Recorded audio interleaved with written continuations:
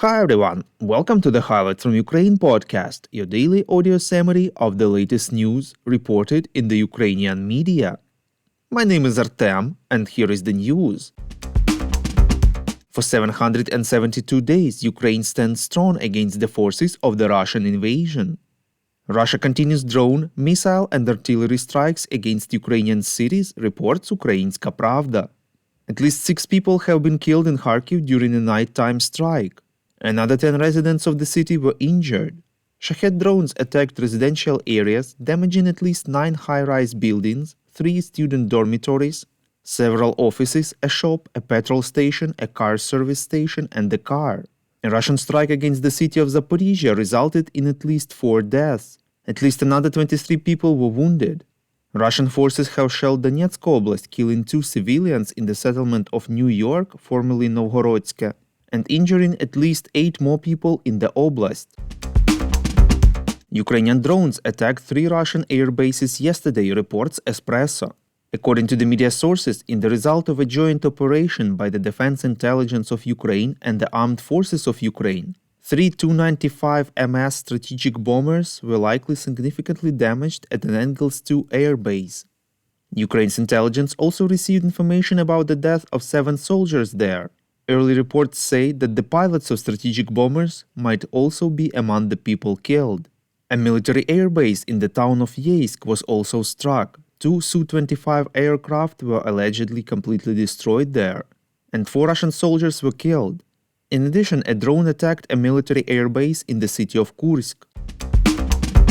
We would really appreciate if you could recommend us to your friends and family, as well as share information on social media. This way more people would learn about the podcast and truth about Russia's invasion of Ukraine. President of Ukraine Volodymyr Zelensky visited Chernihiv region. In his evening video address, the head of state informed that he visited the fortifications construction venue there. He listened to reports from the military and security leadership of the region about defense issues, destruction of Russian sabotage and reconnaissance groups, and resistance to attacks.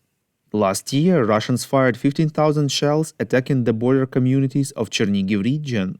Zelensky also held a coordination meeting devoted to the city of Chernihiv and the region concerning social and recovery issues.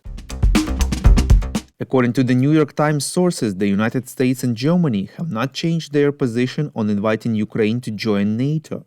This will not happen at the summit in Washington, reports European Pravda.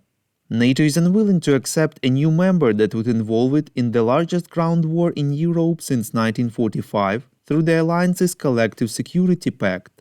The United States and Germany remain opposed to inviting Ukraine to join NATO at the Washington summit, as they were at last year's summit in Vilnius.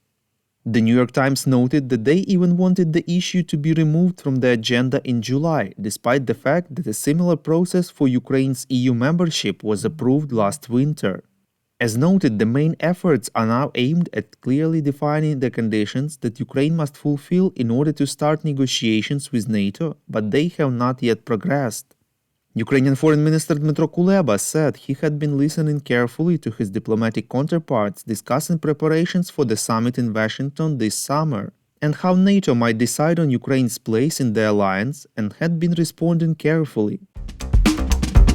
Thank you for listening to the Highlights from Ukraine podcast. We're a commercial initiative of just 2 people, and we need your help to grow. Share information about the podcast, rate us in the app, subscribe to our Patreon.